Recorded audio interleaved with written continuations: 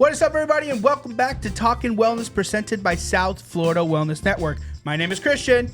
My name's Kayla. It's your boy Michael. How we doing? And welcome back to another episode. So, we have a very special guest today. Would you mind telling them your name? Sure. My name is Sandra. Woo!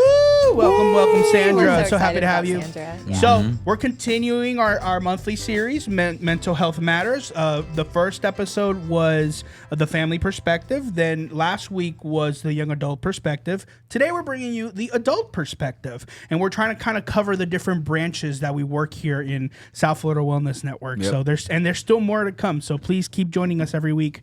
We have two more, if I'm not mistaken, right?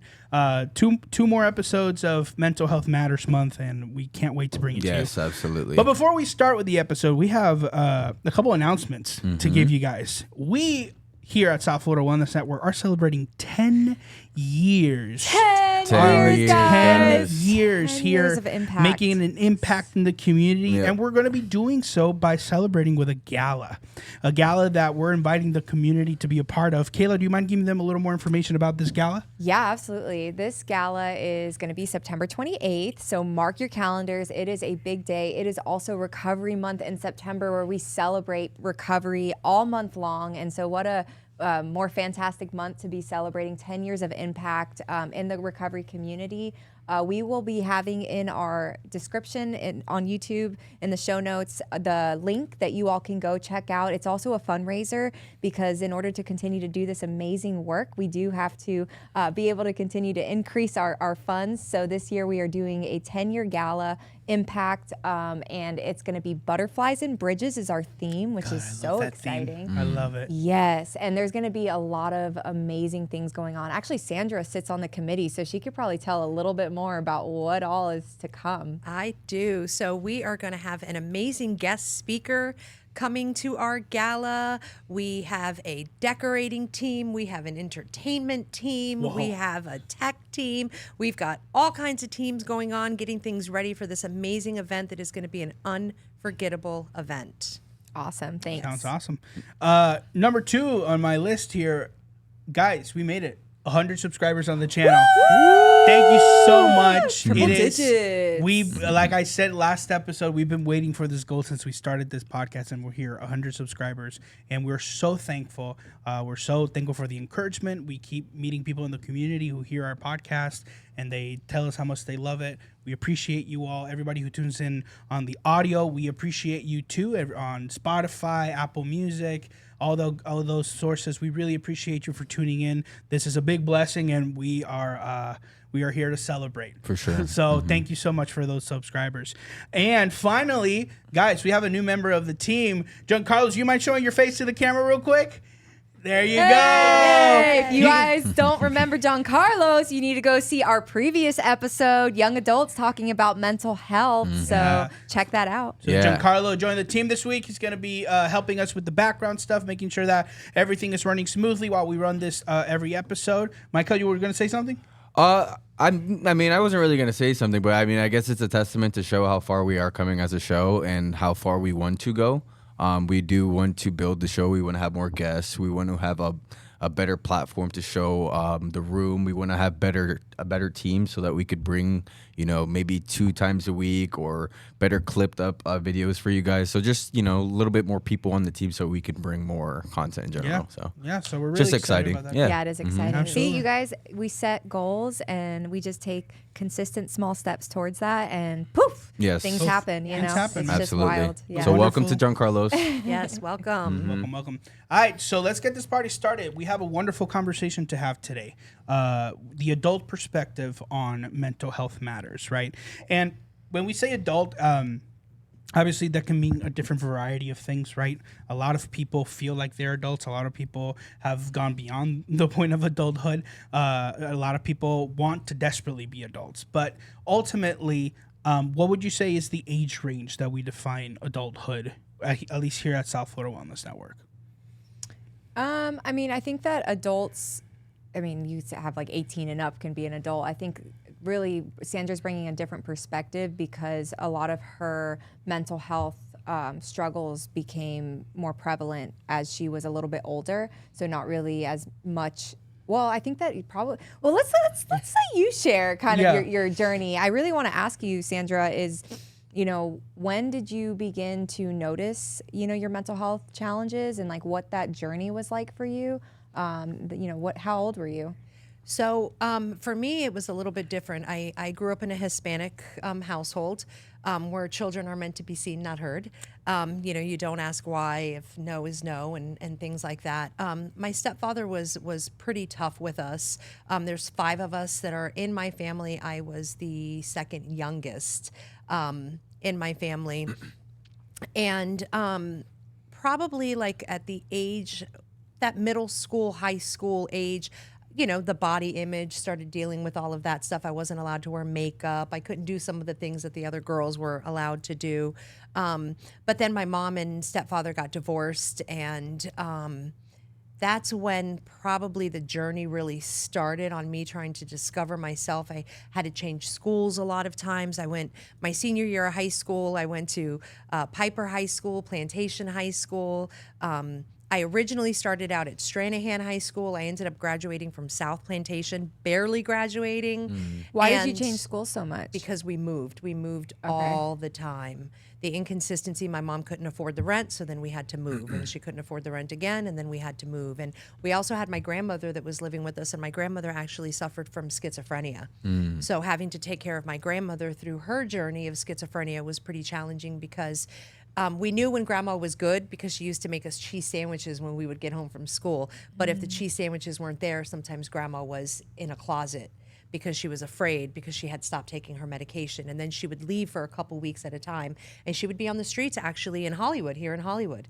And we would get the phone call from law enforcement, hey, we found her, she's in the hospital.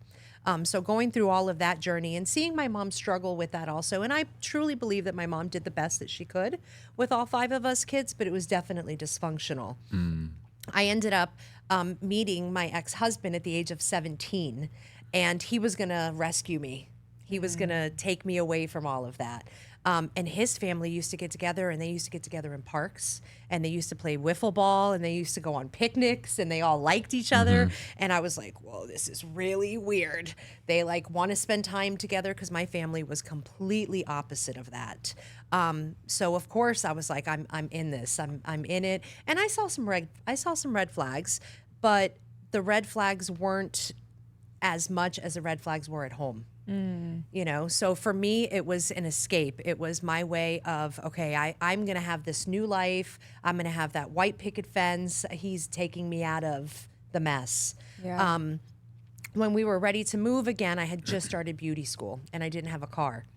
And his family invited me to come move in with them.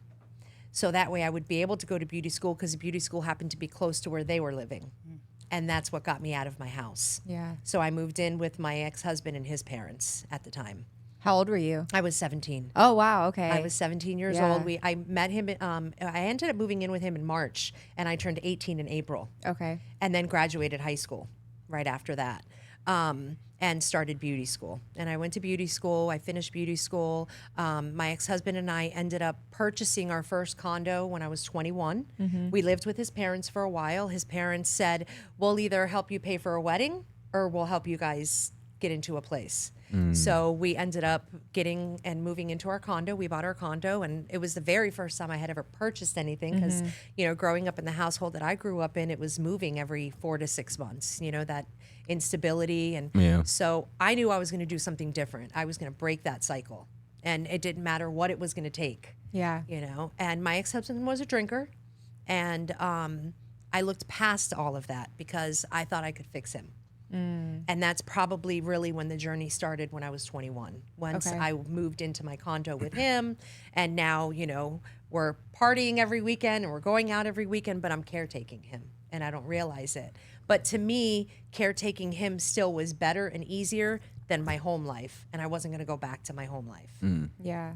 So it was weighing out that difference, Okay. So you're caretaking now, and you guys are married. Where is this at? Where are you at the time? 21, I'm in Coconut Creek, Florida. Okay. Yep. And you're living in your condo. Okay. And so when did you start to see where like that progressed for yourself? Because you have children, right? do, Yeah. How many children do you have? I have three. I have three amazing children. My daughter was born in '97. And then I have two boys. Isaiah was born in '99 and DJ was born in 2004.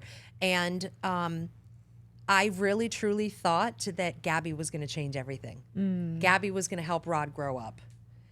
So fast forward to, when we bought our condo at 21, fast forward to we got married. I ended up just eloping. I didn't have the wedding that I wanted because financially we just couldn't have the wedding.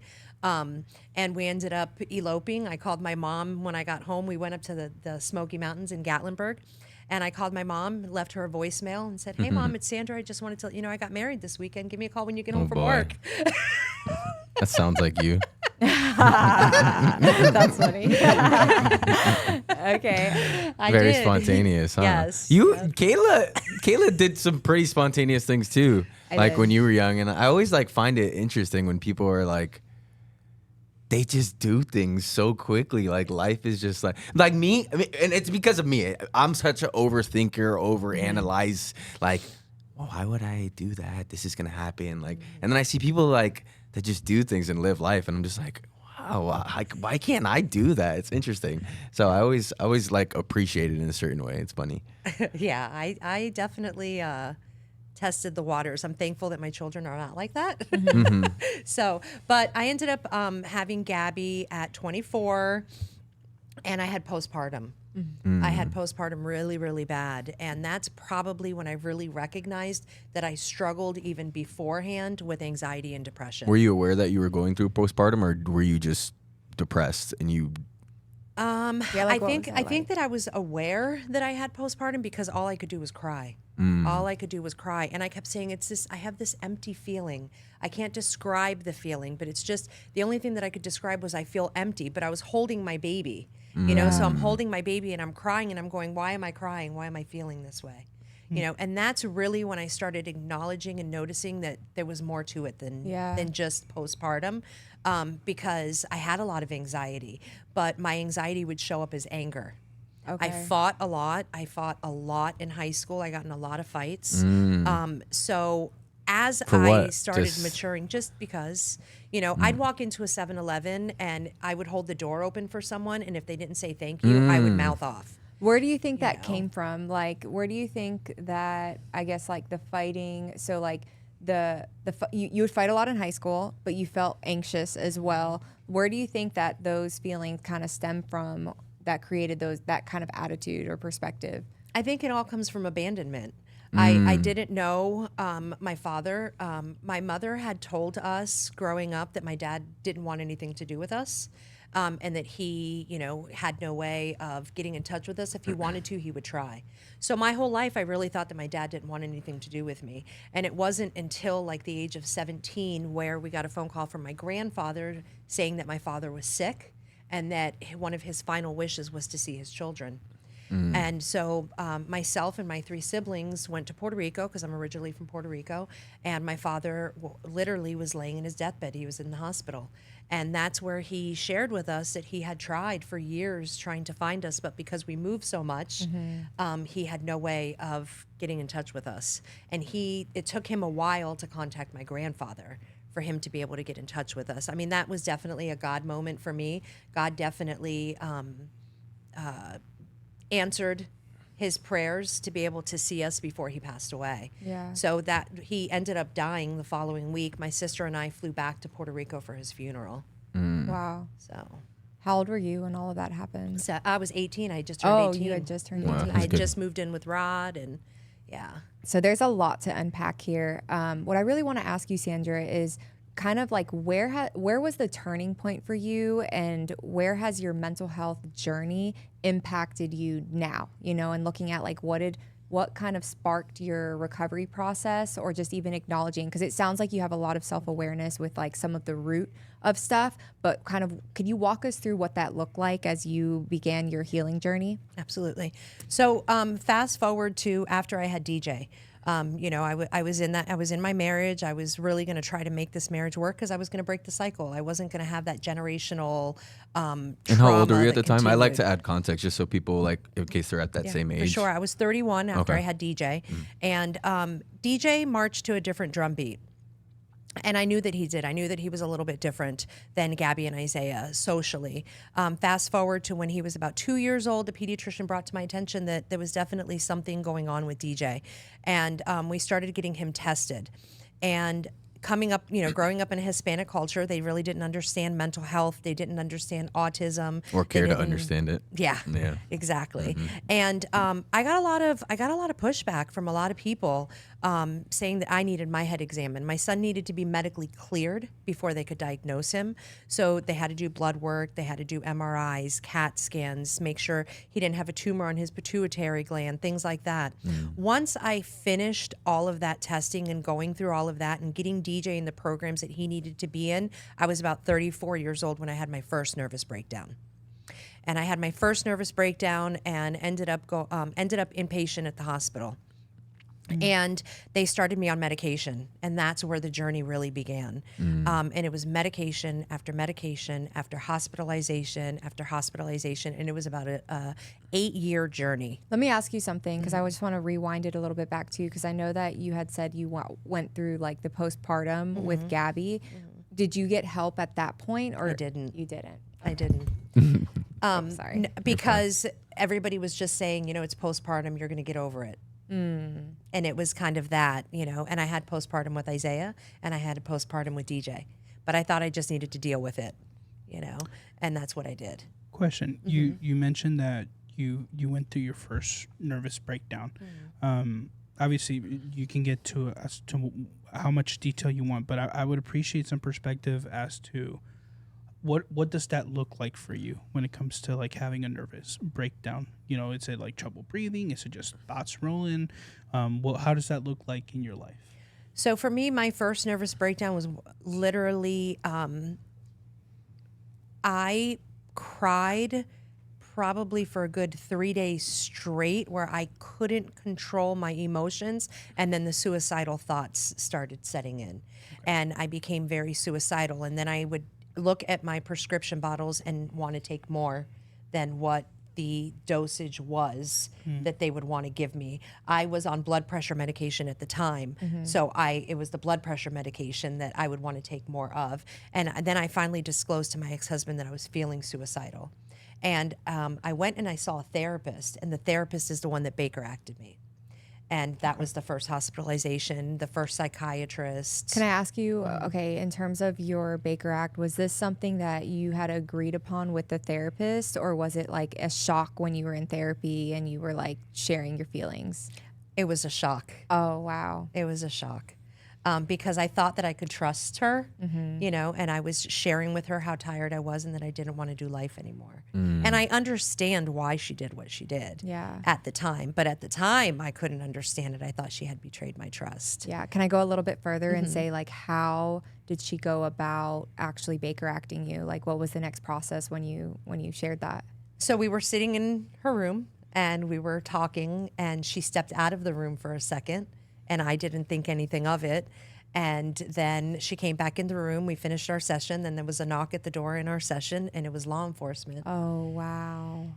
And she was having me Baker acted. That's when she explained to me what she was doing with law enforcement there. Wow. I have so much to say about that, because I think that's wrong. That's I think rough, that's horrible. I'm so sorry to hear that was your experience. I understand, like, when somebody's a licensed therapist, they are, obviously like mandated as that.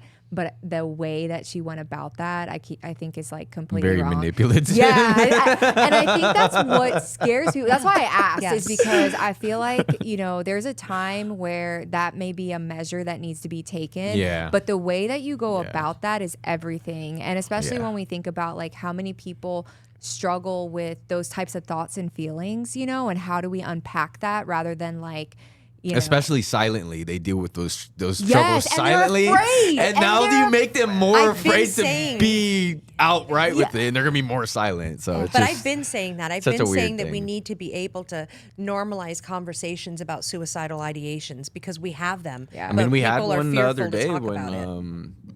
I forgot her name. The podcast about the adoption. Oh, Emily. Emily, and she was speaking about how she had those same thoughts Feelings, and how it was a hard point in her life, and she thought, that was easier route at one point. Absolutely. I definitely thought that my children would be better off without me, my husband would be better off without me, and my whole family would be better off without me because no one would have to worry anymore. Yeah. Yeah. I've definitely had those thoughts too, at my like lowest points and feeling like you're like unable to show up and be, for me, it was all about like being a mom. And like when I felt like I was failing in that aspect, it was like, oh gosh, like there's no And hope that for thought's me. so contrary to what actually people feel. Like, Yeah. like you're thinking like, oh, people would be so much easier without it. It's like, that is so not the truth, Yeah. But being able to have a conversation and unpack the thought to get to the root is like the biggest thing. And I understand not everybody feels equipped to do that, but man, like when you go about, making a call like that in a Baker Act, at least, talk to the person of what's going on. That's crazy. Okay. So you ended up in the hospital. Was that your first hospitalization? That was my first What was that hospitalization. experience like for you? It was exceptionally scary. It was so scary because the officer said he had to handcuff me to put me in the back of the car. So he handcuffed me. So and put he me, handcuffed you handcuffed to me. take you to the Yes. hospital because you were not I was- feeling well? Right. Yes. Wow. Yeah. So I was handcuffed, and I was handcuffed in her office and brought So downstairs. you in were handcuffs. criminalized for not feeling well. Yes. And this is such an issue. This is such an issue. That's why like trauma training and like for the police department, I know like Yeah, they're doing the it now. CIT. Yeah, Yeah, CIT crisis is so intervention. important. It is. And I It's so remember important. a specific scenario happened with my brother. That kind of, so I don't want to go too much into it, but something like that happened. And fortunately, there was one of those officers there, and it did help to de-escalate the situation with officers that didn't know. Yeah. And that was something I had never seen before, for sure. But think about the stigma. Okay, so this is where like my brain goes. Is it's like one, you have somebody who's in like probably their most vulnerable moment that it took a lot of courage to go in there and just share the way that you're feeling. And then the way that the response went, and then an officer coming, and I'm not blaming the officer because if they're not trained and they're only trained in the way that they're trained, then that's how they're going to operate. Mm-hmm. But what I'm just saying is like we need to do better as people in the community to say like, okay, this person is like not feeling well, and now there's this perpetrated stigma that I'm going to criminalize that. And the way that you went into the hospital, I'm sure from the beginning that was traumatic. And law enforcement brings you in a different way. At the hospital, there's a different room that they bring you in versus the patients that are coming in voluntarily. So you definitely feel criminalized, like you said. Yeah, for sure. Yeah. I think that, and this happened, obviously this has been like a while. So I definitely think like with CIT trained officers and officers that actually take a care to understand like mental health has definitely made a difference. Yeah. When you have somebody that responds differently, I even believe that like people should be brought in through ambulance than to be handcuffed and put in the backseat of a police car. I think that's a cost thing. Well, Because I know ambulance do run costs. Okay, They well, do. not ambulance. Okay, rather than ambulance, maybe in like a different type of vehicle. Yeah, it You would know, be like interesting. something that's Yeah, because it's only adding to the trauma being arrested and throwing in the back of the car when you're not feeling well. yeah. For sure. So, fast forward, I had multiple hospitalizations over a 10-year period. Were these hospitalizations that Related to the same They thing? were. They were all. It was all mental health. But I think what happened with me personally was that they couldn't find "quote unquote" the right medication, but no one was asking me what was going on at home. So it's that Band-Aid that they want to do. And I didn't trust therapy anymore.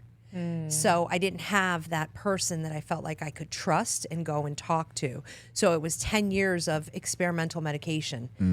Try this one, try that one, try this one, the MAOI inhibitors, the this, the that, to the point where they finally said she's medication resistant. She needs electric shock therapy. Wow. you know. And Did you do that's- electric I did. shock therapy? I did. What was that experience I had like? 16 treatments of electric shock therapy. It was What do horrible. they do? Can you talk about like what that looks like?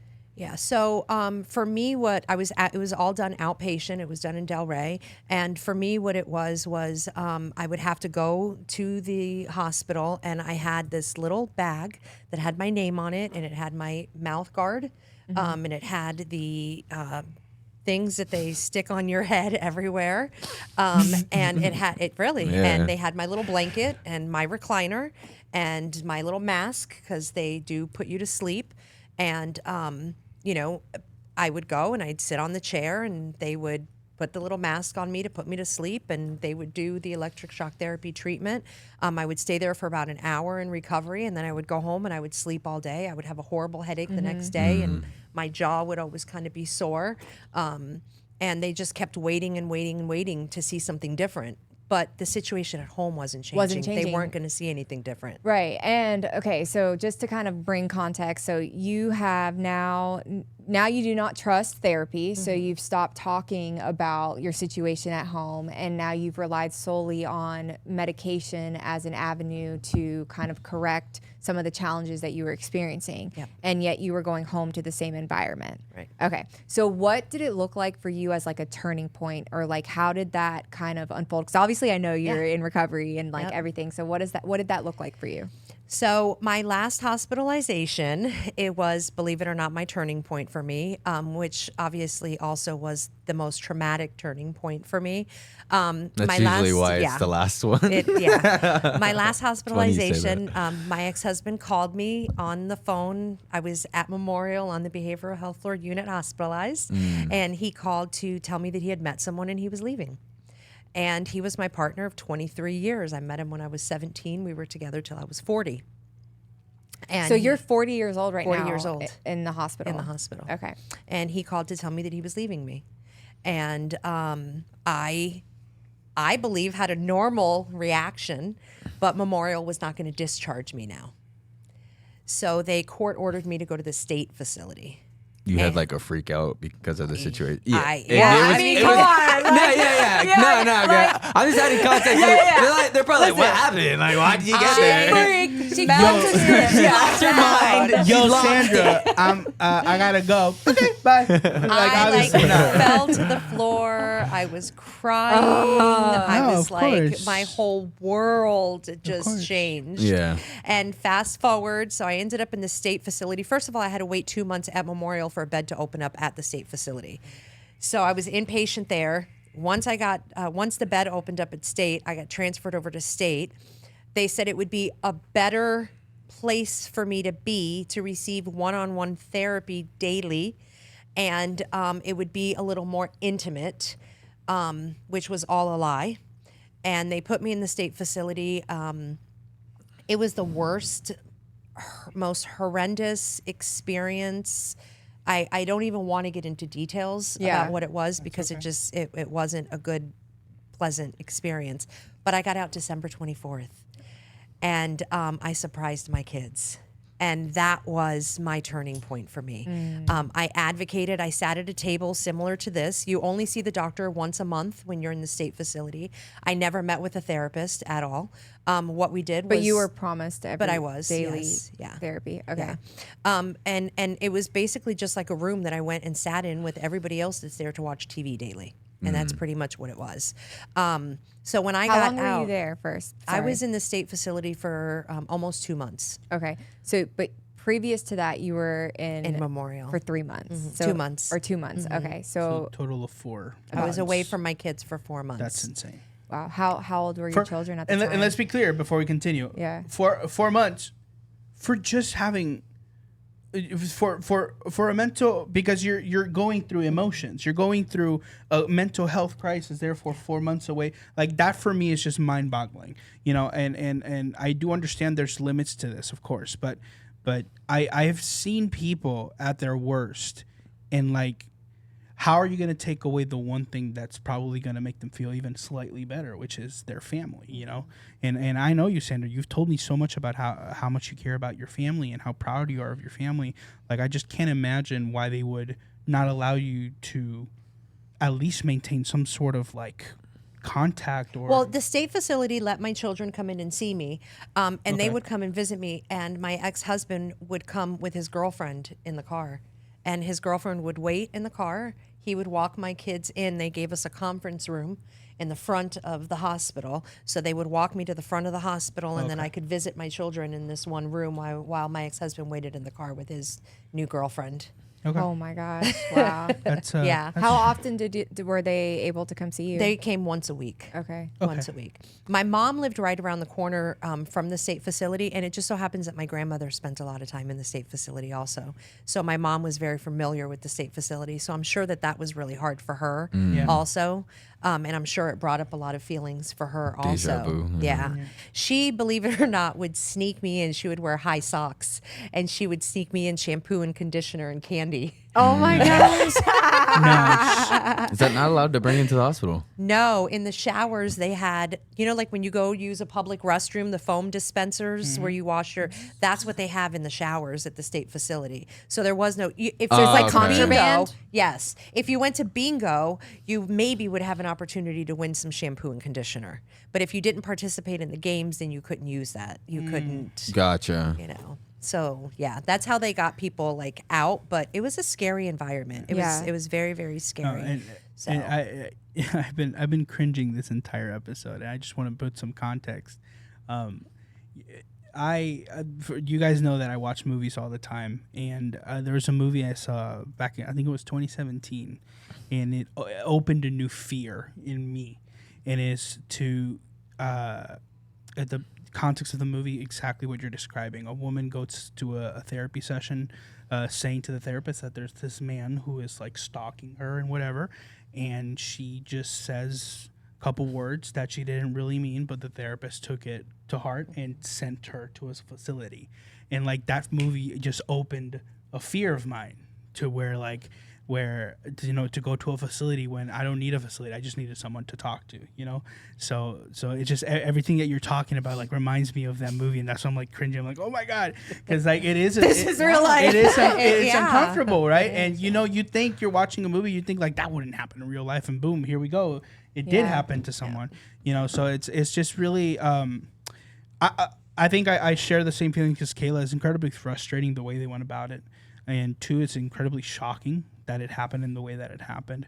But more than anything, I think it opens a conversation that we need to start having in every community, in every part of, even here in this podcast, about the way we treat people who are just going through some sort of crisis or mental health struggle. Like what kind of trainings do we need to start being more aware of? What kind of practices do we need to be more open to?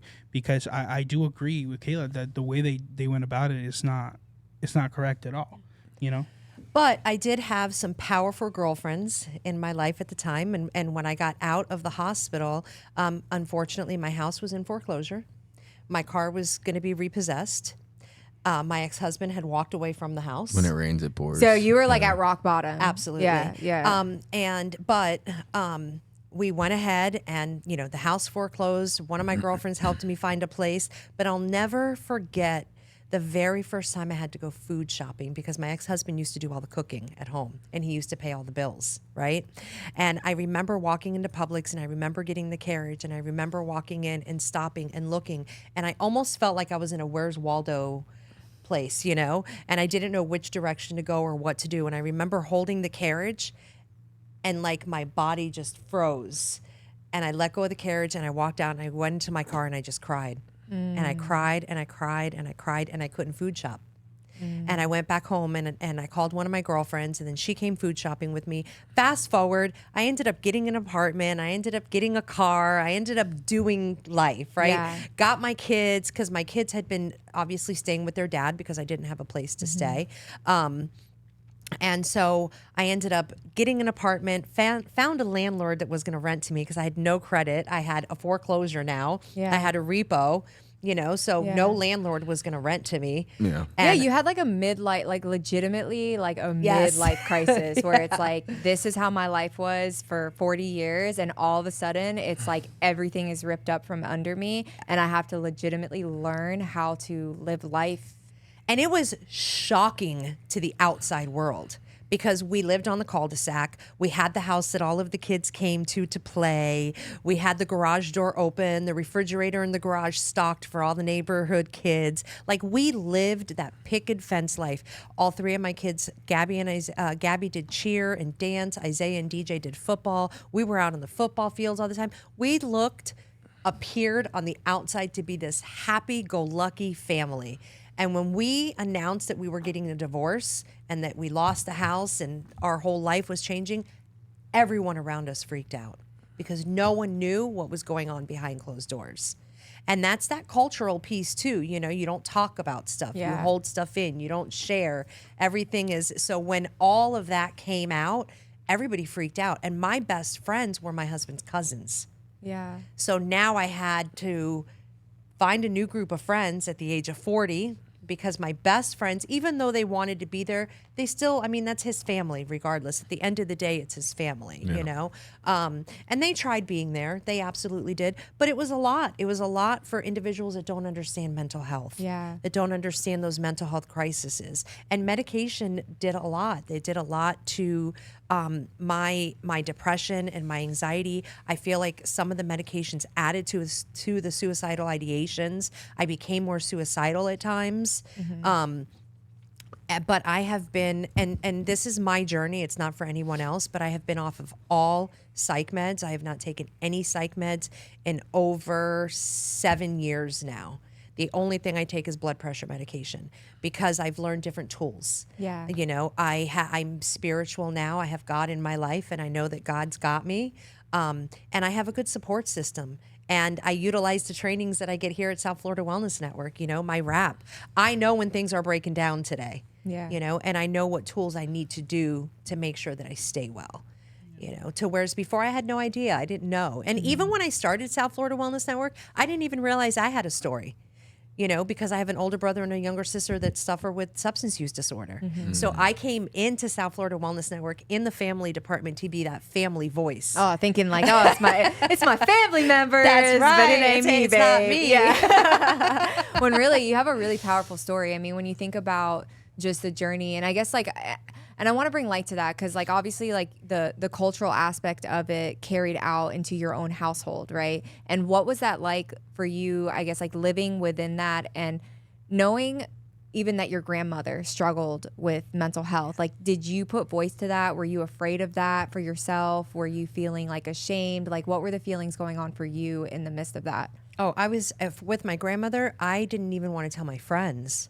You know, because I always felt like I had to live this facade. We had to live this life that people thought everything was okay. So it was this constant tug of war. You know, nobody can know what's going on. Nobody can know that grandma's hearing voices and that she's running after us in the house with a bat because she thinks we're trying to hurt her.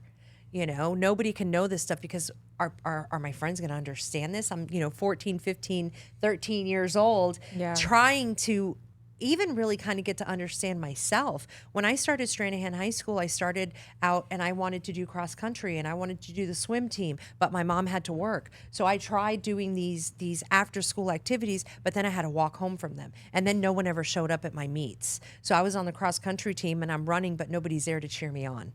You know, and it was that constant battle of who's going to be there? How am I going to do this? How am I going to move forward? I don't have anyone champion me on. Yeah. You know. So what does that look like in your life today with people champion you on and like your supports and even just your journey, your own mental health journey and coming to that? But what is that like on the other side? Right. So last year I was baptized in July and I feel as though I really accepted God to take over. And today that's my number one go-to. He is my number one support today. I'm also more open with my kids.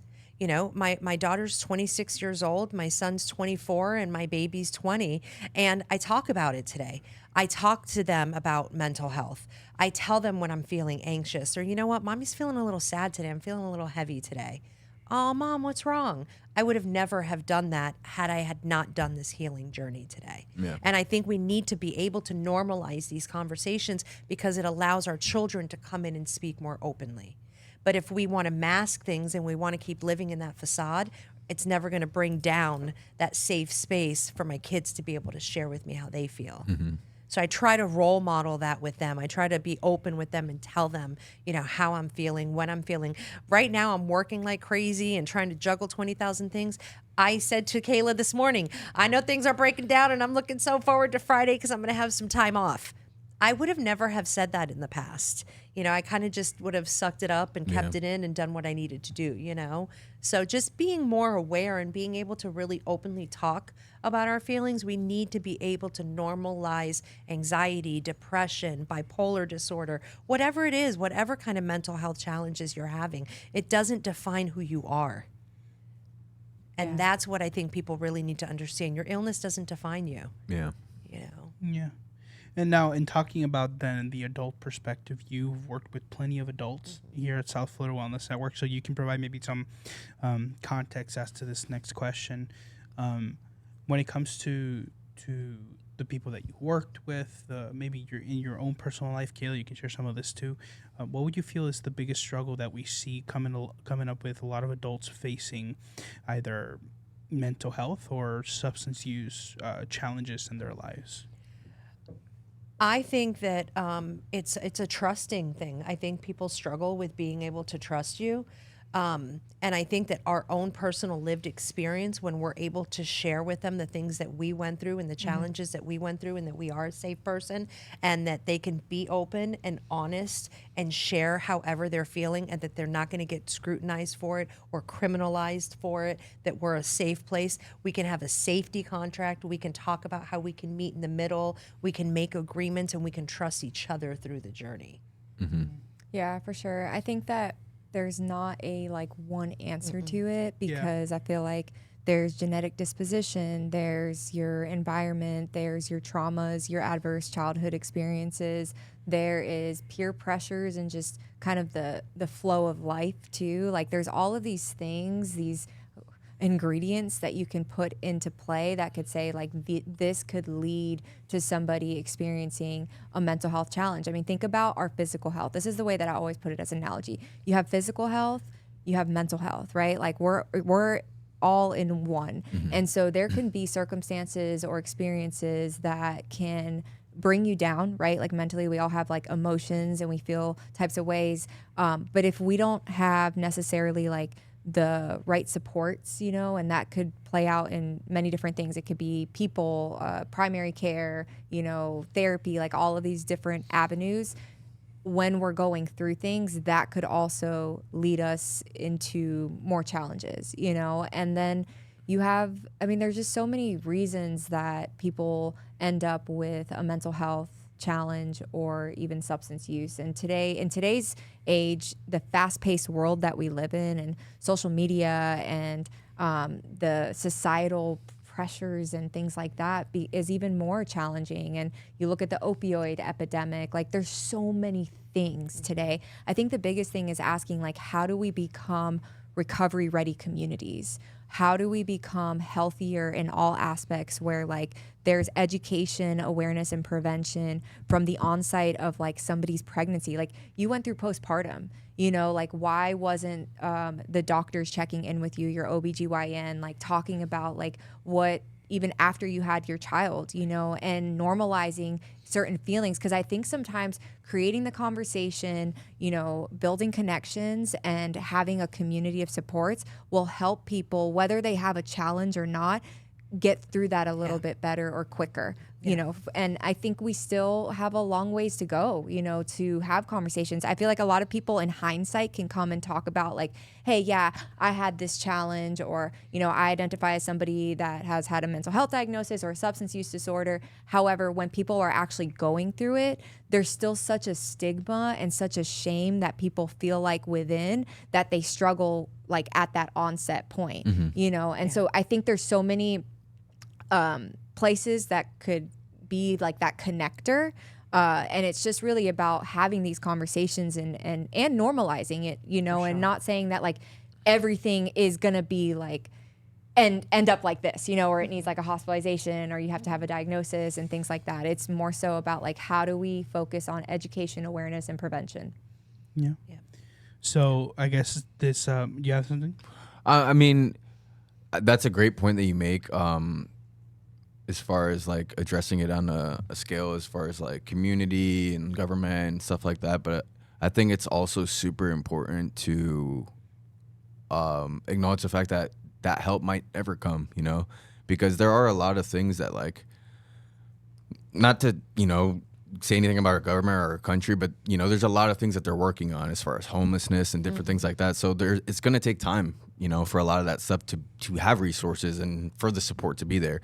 So I think it's like super important for you to also be able to find support, help, avenues to reach those goals without, you know, government assistance and without, you know, big, you know, community help, and, you know, look for it in your family members or people Someone really can make close that to you. change. Yeah, because that's oftentimes the people, like you say 90-80% of the people are struggling. That's usually where it comes from, is the people really close by, and where government assistance really couldn't even touch them if they wanted to, you know. So Well, just, why you we know, put mentioning those our- people. Yeah. That's why we have our vote recovery shirts, right? Because we're always, you know, that's true, Michael. You do bring a really interesting point where, you know, until something changes on a Lawmaking takes Yeah. a long time. I remember even the fentanyl strip thing. My mom talking about it 6-7 years ago, and then it, like, in last year, if it got passed through, where now, you know, people can carry the strips to test fentanyl, and like it's crazy things like that take so long to be passed when it's like it's just a simple law. And then you have, that's why, like, I guess the skepticism I have with, like, support that they'll be there in years to come. So I have that fear that people won't look for the resources elsewhere, you know, close by, or the people close by that maybe don't need help won't be just reaching out to see if the people next to them need the help. Like, I don't want to bring his name into it, but, like, I know a friend that his mother passed away, you know, and Mother's Day was yesterday. Yesterday. And I made a big point to, like, try to reach out to him, but not pertaining to that. To just let him know that I care about him. And that's just a different type of subject, the mental health or whatever. But that could But be. that's huge. but We that's don't what I'm know. saying. Yeah, I and was that's gonna- something, and that's not to highlight me or anything. Right. It's something I've struggled with my whole life. Right. And I even said that, like, because we got into a little conversation, and I was saying, it's like, bro, I suck at this stuff, and I'm trying to get better at it. Yeah.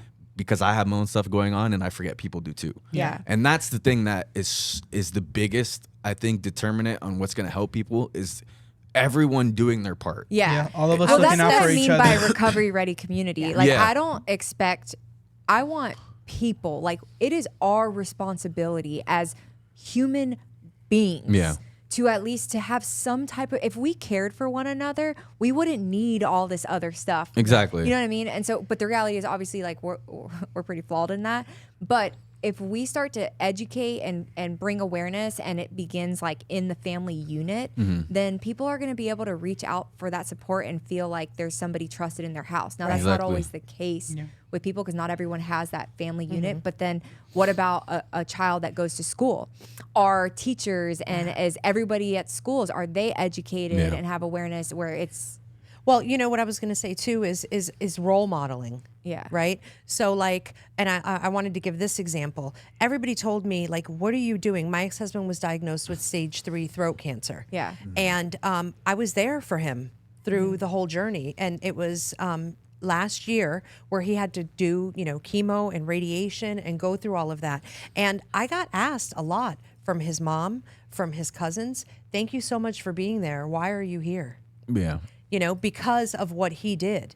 I'm not looking at what he did. And we so much focus on looking backwards instead of just looking forward. Right. Yeah. You know, we've got to stop keeping score and saying, well, I'm not going to do this because they didn't. Yeah. We need to do better and we need to be better. Yeah. It's like You that know? half cup thing, but instead of Yes. that, it's like you're choosing hate versus love. Yes, You know, and that's like, exactly you what I love tell your, my kids. Like, let's say even if you had no more love for your husband, you love your children, and that's the Yes. father of your children. Yes, Yeah. and that's Like, exactly why what I you would say not- to people. Yeah. He gave me my children. At the end of the day, he's always going to be my kid's dad. Yeah. And I'm going to role model to my kids how to be a good human. Absolutely. Yeah, for sure. And I know? think that's a perpetuating cycle, right? Hurt people, Yep. but healed people heal people. And so I think at any point in time, people recognizing that hurt in themselves and saying, hey, you know what, I need to go and work on this and work through this so that I can show up and be that role model. And I think through that, you know, like we talk about this in every podcast, like we're meant to be in community. Yeah. You know, we're Yes. meant